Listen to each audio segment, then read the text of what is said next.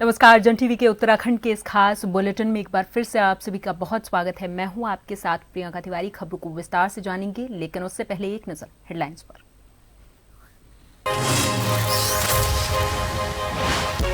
IIT Roorkee में disaster risk resilience पर मंथन। सीएम पुष्कर सिंह धामी कार्यशाला में हुए शामिल।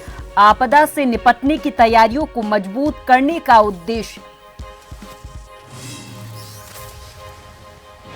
सुखवंत सुसाइड मामले में कांग्रेस ने किया पुलिस मुख्यालय का कूच। 200 मीटर पहले रोका। बैरिकेडिंग पर चढ़ी महिला कांग्रेस अध्यक्ष रौतेला। हरीश रावत सहित 15 नेता डीजीपी से मिले।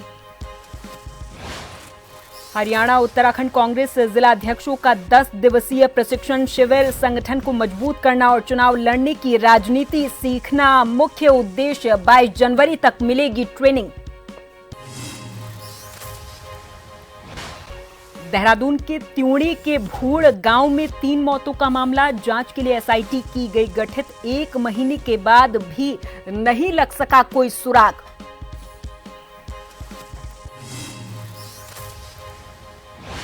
और उत्तराखंड में 21 जनवरी तक बर्फबारी की संभावना। भागीरथी नदी और जाट गंगा जमी।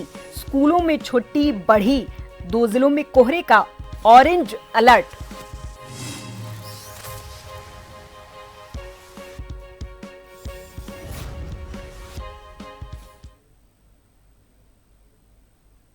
और अब खबरों को जानेंगे विस्तार से। मुख्यमंत्री पुष्कर सिंह धामी ने आईआईटी रुड़की के द्वारा आयोजित disaster risk resilience and mitigation विषय कार्यशाला में हिस्सा लिया है। इस कार्यशाला का आयोजन आपदा जोखिम न्यूनीकरण, आपदा प्रबंधन और आपदा से निपटने की तैयारियों को मजबूत करने के उद्देश्य से किया गया है। सुनाएंगे। इस एक दिवसीय कार्यशाला में विभिन्न प्रतिष्ठित संस्थानों से आए वैज्ञानिकों, शोधकर्ताओं और विशेषज्ञों द्वारा आपदा जोखिम न्यूनीकरण, आपदा पूर्व तैयारी, प्रारंभिक चेतावनी प्रणालियों तथा सामुदायिक सहभागिता जैसे महत्वपूर्ण विषयों पर बहुत गहन विचार विमर्श किया जाएगा। साथ ही तकनीकी नवाचार, अनुसंधान, सहयोग और साझेदारी को और अधिक मजबूत बनाने की दिशा में भी ठोस रणनीतियां बनाई जाएंगी। मुझे पूरा विश्वास है कि इस कार्यशाला से प्राप्त होने वाले सुझाव और समाधान न केवल उत्तराखंड बल्कि संपूर्ण हिमालय क्षेत्रों के लिए बहुत उपयोगी सिद्ध होंगे।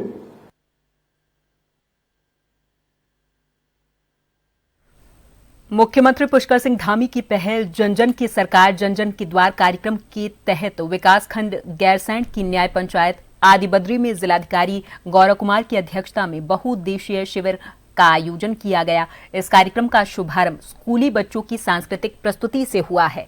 इस शिविर में विभिन्न विभागों के स्टॉल लगाए गए, जिनमें लोगों ने सरकारी योजनाओं की जानकारी प्राप्त की है और पात्र लाभार्थियों को लाभ भी प्रदान किए गए हैं।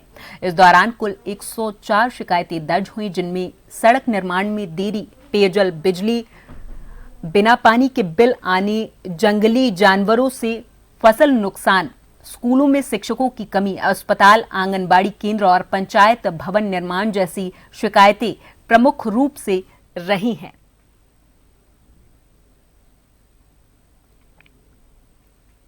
मुख्यमंत्री जी के द्वारा प्रारंभ किया गया है कि जन जन की सरकार जन जन के द्वारा। इसके माध्यम से जो हमारे गांव के लोग हैं वो आगे विभागों में नहीं जा पाते, तो इन कैंपों के माध्यम से वो अपनी समस्याओं को लेकर के आ रहे हैं और मैं समझता हूं कि इसका लाभ भी उनको दिया जा रहा है। सभी अधिकारीगण इसमें उपस्थित रहते हैं और जिस विभाग की भी समस्या रहती है उसमें अधिकारीगणों के द्वारा उन विभागों को आदेश दिया जाता है कि उन समस्याओं का समाधान त्वरित गति से वो करें और मैं समझता हूँ कि इसका बहुत ज़्यादा लाभ तो सर मेरा लगभग यहाँ पे जो शिविर लगा था बहुत अच्छा लगा था और बहुत मतलब लोगों की बहुत सारी समस्याएं हल हो रही। और ऐसा शिविर में हमें लगता है कि दूर दराज क्षेत्रों में लगना चाहिए ताकि लोगों की कई समस्याएं होती वो सभी समस्या का समाधान हो। जैसे यहाँ पे जो सर लोग जितने भी विभागों से आ रखे हैं, चाहे समाज कल्याण ले लो या अन्य विभाग, कुछ सभी विभागों से आ रखे हैं लोग, और लोग जनता की समस्याओं को भली भांति से समाधान कर रहे हैं। ऐसा नहीं कि यहाँ से लिखा और दूसरी जगह भेज रहे हैं। उत्तराखंड में समान नागरिक संहिता यानी कि यूसीसी को लागू हुए लगभग 1 वर्ष पूरा होने जा रहा। 27 जनवरी 2025 को प्रदेश में लागू हुई यूसीसी को लेकर आम जनता में सकारात्मक माहौल देखने को मिल रहा है। चारों तरफ लोग इसकी सराहना भी कर रहे और बड़ी संख्या में नागरिक तेजी से पंजीकरण के लिए आगे भी आ रहे। इसको लेकर मुख्यमंत्री धामी ने कहा कि यूसीसी सभी नागरिकों की सुरक्षा और समान अधिकारों की गारंटी है। उन्होंने कहा कि यूसीसी के लागू होने से समाज में पारदर्शिता बढ़ी है और लोगों का विश्वास इस कानून के प्रति मजबूत भी हुआ है। यूसीसी का अच्छा प्रभाव है और सभी लोग उसको बहुत सराह रहे हैं। चारों तरफ जो है आज तेजी से रजिस्ट्रेशन भी करा रहे हैं, आ रहे हैं, और ये सुरक्षा का भी, सबकी सुरक्षा की गारंटी है इसमें। तो वहीं मुख्यमंत्री पुष्कर सिंह धामी के नेतृत्व में उत्तराखंड सरकार का जन जन की सरकार जन जन के द्वार कार्यक्रम प्रदेश में सुशासन और त्वरित जन समस्याओं के समाधान का प्रभावी मॉडल बन गया है। 15 जनवरी 2026 तक आए आंकड़ों में अब तक 3,47,000 से अधिक शिविर, 2,77,000 से अधिक जन सुनवाई, 1,89,000 से अधिक शिकायतों का निस्तारण हुआ है। मुख्यमंत्री ने कहा कि ये कार्यक्रम केवल सरकारी पहल नहीं बल्कि जनता और सरकार के बीच विश्वास का सेतु है। उनका उद्देश्य है कि अंतिम पंक्ति में खड़े व्यक्ति तक योजनाओं और सेवाओं की सीधी पहुंच सुनिश्चित हो सके।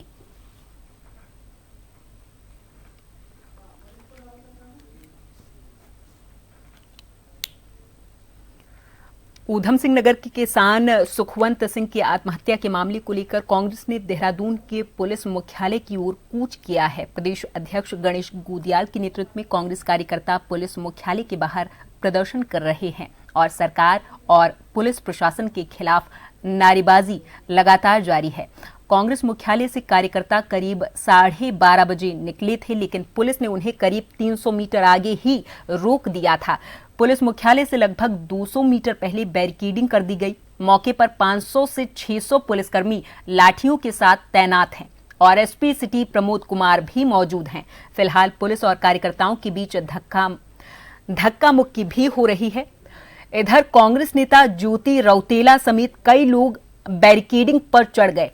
इधर कांग्रेस की मांग है कि एसएसपी को तुरंत हटाया जाए और पूरे मामले की निष्पक्ष न्यायिक जांच के साथ ही आरोपी अधिकारियों पर कड़ी कार्रवाई की जाए और पीड़ित परिवार को न्याय सुरक्षा की गारंटी दी जाए।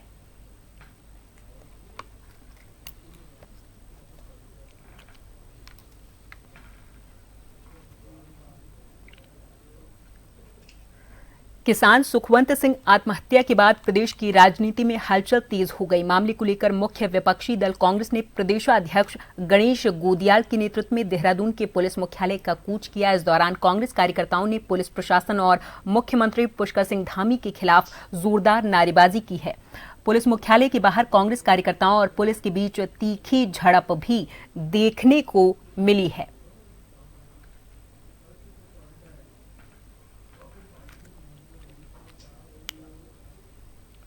पूरे प्रकरण में आरोपी पुलिस के एक वरिष्ठ अधिकारी हैं जो ऊधम सिंह नगर के एसएसपी हैं और एसआईटी जो है वो उनके डिपार्टमेंट के ही अधीन के कर्मचारियों का एक दल है। तो आप कैसे मान सकते हैं कि जांच ईमानदारी से होगी जब तक कि वो आरोपी रूप जिनके ऊपर भी आरोप है उन सभी को सस्पेंड न कर दिया जाए, उन सभी को वहां से सेवा में हटा न दिया जाए, जब तक कि उन सब पर एफआईआर दर्ज न हो जाए, मुकदमे दर्ज न हो जाए और ये जांच सीबीआई को, तटस्थ एजेंसी को जब तक ये जांच, क्योंकि आरोप पुलिस पर है ना, तो जांच पुलिस करेगी, कैसे होगा?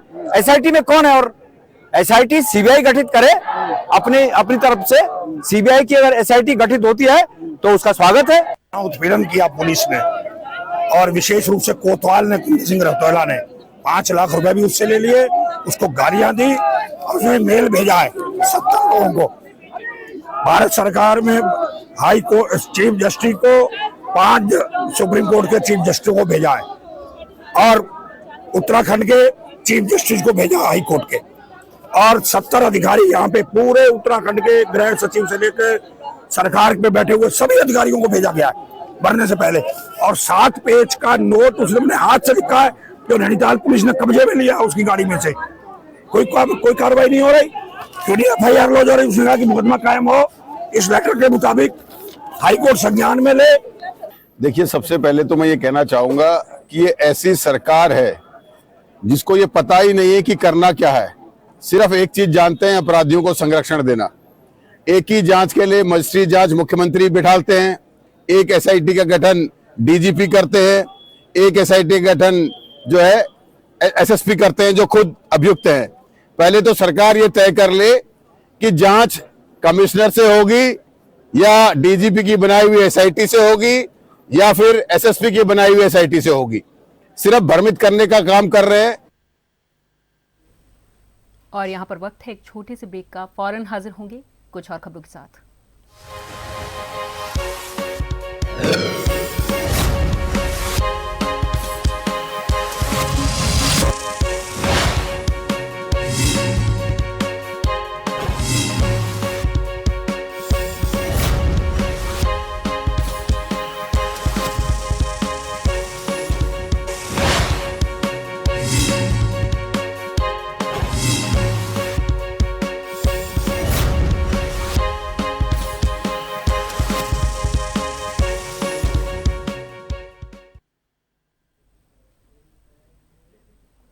ब्रेक के बाद एक बार फिर से आप सभी का बहुत स्वागत है। खबरों को जानेंगे विस्तार से, लेकिन उससे पहले आपको सीधे लिए चलते हैं उत्तराखंड के हरिद्वार, जहां पर उत्तराखंड के CM पुष्कर सिंह धामी कार्यक्रम में मौजूद हैं, संबोधित कर रहे हैं, सुनाएंगे। हनुमान जी, महासचिव पैरावेलिंग committee of India JP Singh ji, chairperson India para power lifting Shubham Chaudhary ji, उपाध्यक्ष JC जैन जी, चेयरमैन कोल यूनिवर्सिटी परमजीत कुमार जी, अशोक जी, कस्तूरी जी और विभिन्न प्रदेशों से आए हमारे सभी पैरा ओलंपिक खिलाड़ीगण,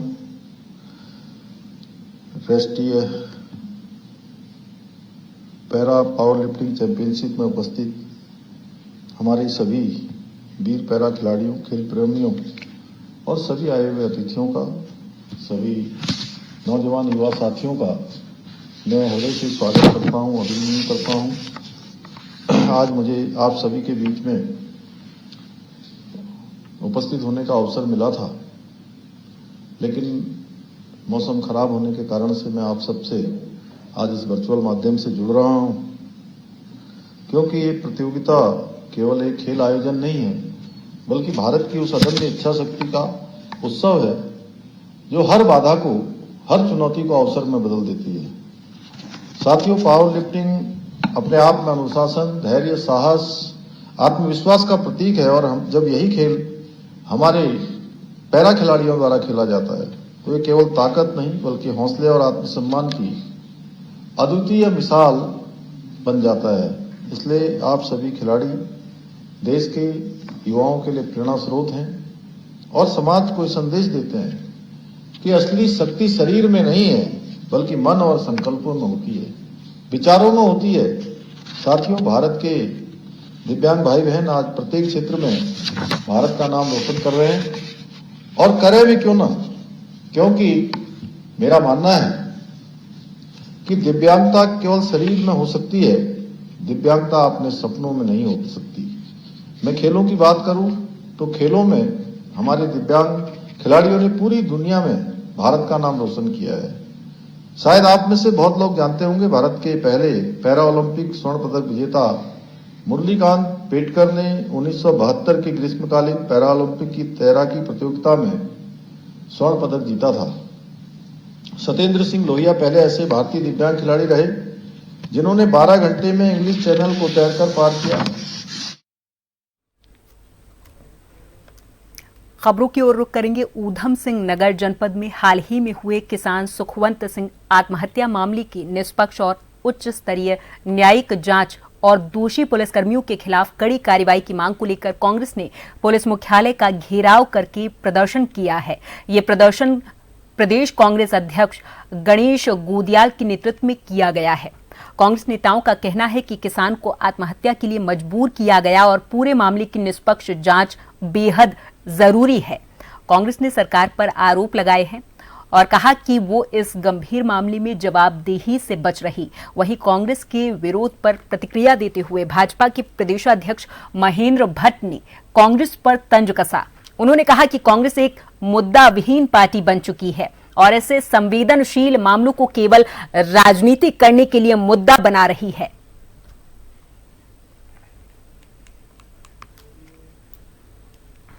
देखिए, मैं शुरू से इस बात को कहता हूं कि कांग्रेस मुद्दाविहीन हो चुकी है, कोई इशू बचते नहीं है। सरकार हर विषय को बहुत गंभीरता से लेती है। माननीय मुख्यमंत्री जी के सामने जब प्रकरण आया तो तत्काल उसकी एसआईटी की गठन हो चुका है। कुमाऊं कमिश्नर उस जांच में लगे हुए हैं। बहुत जल्दी दूध का दूध पानी का पानी होगा। और कांग्रेस के लोगों से मैं अब एक ही अपील करना चाहूंगा कि जन समस्याओं को लेकर तो विषय खड़े करें, समझ में बात आती है, लेकिन कुछ ऐसे विषय जिसमें सरकार का कोई बहुत ज्यादा एक प्रकार से मैं कह सकता हूं कि ना तो दखलंदाजी होती है और इस प्रकार के वातावरण बनाकर केवल एक वातावरण को दूषित करने का जो काम हो रहा है वो उचित नहीं है। एसआईटी जांच में दूध का दूध पानी का पानी होगा, अपराधी सलाखों के अंदर होंगे। उत्तराखंड हाईकोर्ट ने सेवानिवृत्त मुख्य चिकित्सा अधिकारी सीएमओ को पेंशन में 83,31,000 रुपए की वसूली को अवैध करार देते हुए राज्य सरकार के आदेश को रद्द कर दिया है और कहा कि सेवानिवृत्त के बाद बिना राज्यपाल की अनुमति और विधि सम्मत विभागीय जांच के आगे पेंशन से वसूली नहीं की जा सकती।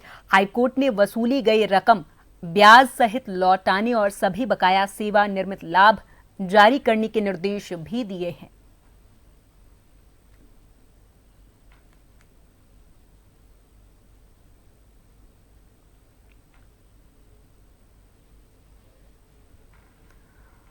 मुख्य सचिव आनंद वर्धन ने गुरुवार को सचिवालय में प्रधानमंत्री के द्वारा शिलान्यास की गई परियोजनाओं की प्रगति की समीक्षा की। उन्होंने कहा कि संबंधित विभागों को परियोजनाओं की समय पर पूर्णता और जल्द ही लोकार्पण के निर्देश दिए ताकि आमजन को लाभ मिल सके। इस बैठक में ये बताया गया कि प्रधानमंत्री के द्वारा करीब 22,015 करोड़ 76 लाख रुपए की लागत से बनने वाली 91 परियोजनाओं का शिलान्यास किया गया, जिनमें से 18 पूरी हो चुकी हैं और 73 परियोजनाओं का कार्य लगातार जारी है। अधिकतर परियोजनाओं के मार्च 2026 तक पूरा होने की संभावना है। इस बैठक में वरिष्ठ अधिकारी मौजूद रहे।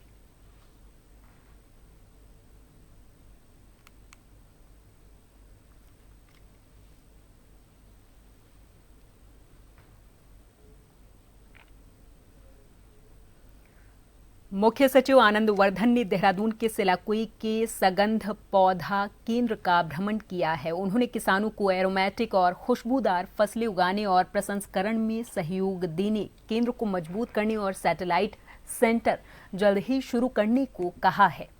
किसानों के लिए सब्सिडी, मुफ्त रोपण सामग्री और प्रशिक्षण कार्यक्रमों की घोषणा भी की गई। निदेशक डॉक्टर निपेंद्र चौहान ने बताया कि केंद्र बिजनेस इंक्यूबेटर के रूप में खेती, प्रोसेसिंग, इसके साथ ही मार्केटिंग में किसानों को समर्थन देता है।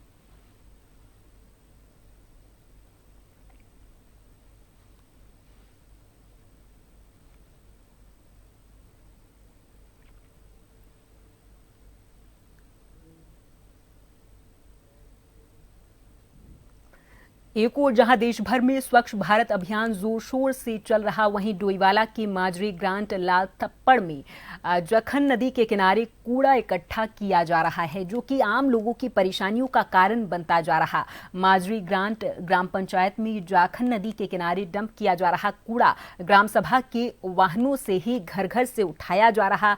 जिम्मेदार इस सबसे अनजान बन के मौन बने हुए हैं।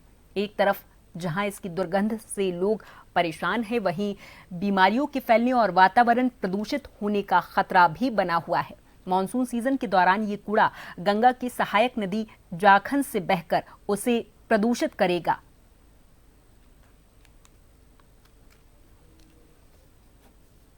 ये माजरी ग्रांट में पूर्व में जो हमारे ग्राम प्रधान रहे हैं उनके द्वारा यहाँ पर जो गाड़ियाँ खरीदी गई थी और घर घर से कूड़ा उठाने के लिए स्वच्छता समिति के अंतर्गत उनको जो पैसा मिला था उससे यहाँ पर कुछ मशीनें वगैरह लगाई गई थी रिसाइकलिंग के लिए, और तब से ये कूड़ा लगभग यहाँ पर डंपिंग जोन बना रखा है। लेकिन इसमें क्या रिसाइकलिंग हुई क्या नहीं हुआ इसके विषय में आपके सामने आपने देखा है, और वाकई एक सोचनीय विषय है। रखना है उसके लिए भारत सरकार ने पैसा भी दिया है, जिसमें जो है ग्राम पंचायत के द्वारा एक समिति बनाई गई, ग्राम पेयजल एवं स्वच्छता समिति। उसमें जो है कूड़ा निस्तारण के लिए एक डंपिंग जोन बनाया गया, जिसमें कूड़ा निस्तारण के लिए एक 3 शेड का निर्माण भी किया गया, जिसमें जो है पूर्व के समय में जो है पहले जो जिस पंचायत में हम लोग थे हमने जो है उसमें समिति के माध्यम से एक कूड़े के जो पन्नियां होती हैं उसकी छटाई करके जो है हमने टाइल्स का काम भी कराया, टाइल्स बनाई है। उसे जो है जैसे जो पन्नियां होती हैं उनकी छटाई करके जो है पन्नियों को लिक्विड बना करके जो है उसे आग में ड्रम रख करके जो है पन्नियों को गलाया गया, फिर हमने टाइल्स वगैरह भी बनाई।